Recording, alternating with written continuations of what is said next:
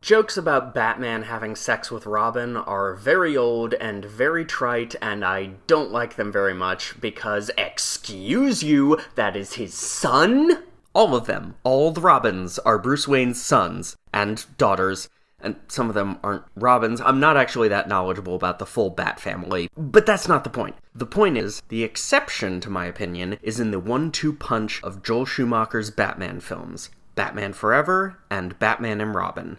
When Dick is introduced to us, and to Bruce, in Batman Forever, he's already an adult. Probably, 18, 19? How about Dick Grayson, college student? He's still an orphan, but in this case the loss of his family is less about him needing a new home and a new dad, and more about setting him on a path of revenge that Bruce sees himself reflected in. So Bruce isn't his father figure in this adaptation, and he's not that much of a mentor either. He tries to discourage Dick from following in his footsteps, but once he relents on that point, Robin is just sort of a fully prepared superhero with no training or guidance required. With the relatively narrow age gap between the two of them, the imagery of brotherhood would be the most obvious way to go. But what's interesting is that Batman Forever doesn't.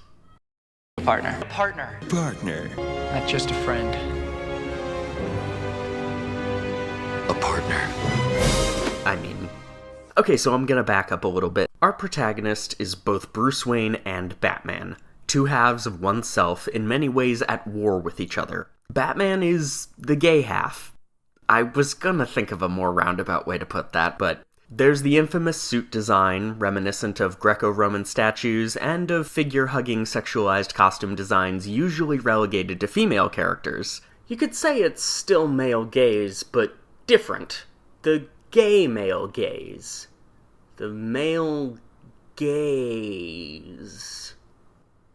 No, perhaps not. He also spends most of the movie rebuffing the advances of the only major female character in the film, Dr. Chase Meridian. Meanwhile, the Bruce Wayne side of him is quite smitten and spends his time chasing after Chase.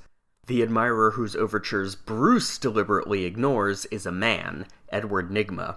Nygma's stalker crush on Bruce isn't quite as important to the eventual plot as it seems like it's gonna be, but that makes it no less relevant to the queer coding going on here. At any rate, Nygma becomes the Riddler, finds a new boyfriend, and they take the credo "be gay, do crimes" to heart with terrific fervor. In a film about duality, introducing a united villain duo to go up against our heroic duo of Batman and Robin is already clear enough symbolism. But the individual villains themselves more specifically reflect Bruce's character arc. Two-Face overtly mirrors his divided self, and the Riddler symbolizes the questions that come from that division. Who am I? Which of these is my true self? Can Bruce Wayne and Batman ever truly coexist? The answer is yes! Chase is Bruce's love interest, and Dick/Robin is Batman's love interest, and when the Riddler engineers a scenario where he has to pick which one of them he's gonna save from death, he saves them both. I had to save them both. You see, I'm both Bruce Wayne and Batman. I'm bisexual. Batman and Robin departs a little bit from its predecessor in a queer reading.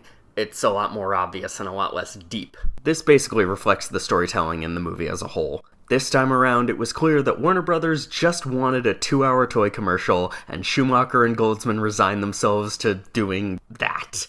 So what we've got now is a gay couple being threatened by two new villains. Firstly, Mr. Freeze, who for all his campiness is unequivocally straight. His entire motivation is to save his dying wife, and he's played by one of the most heterosexual screen personas in Hollywood history, oiled-up adventures in loincloths notwithstanding.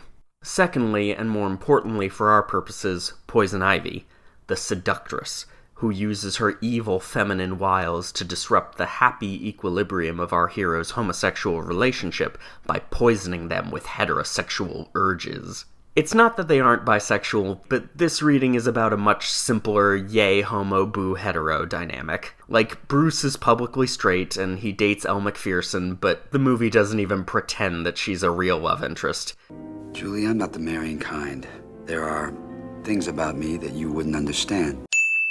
Meanwhile, Dick flirts with the newly arrived Barbara a few times, but it's entirely vestigial, and it feels kind of like a studio-mandated case of the not gays. Well, I hate to break it to you, Warner Brothers, but if you wanted to make Batman and Robin not gay, you had to try a lot harder than that. In truth, Barbara represents positive femininity in that she isn't a romantic or sexual object. I mean, she gets an outfit to, match the boys, but her essential dynamic with them is most like that of a little sister. That's why she's the one to defeat Poison Ivy, the disruptive female archetype brought down by the benevolent one. Chicks like you give women a bad name. That's a lot less deep than Batman Forever, but, well, that's why I think Batman Forever is the better movie. Among many other reasons. This month marks the 27th anniversary of Batman Forever's release and the 25th anniversary of Batman and Robin's release. And from myself and my favorite disaster bisexual, happy Pride Month, everybody.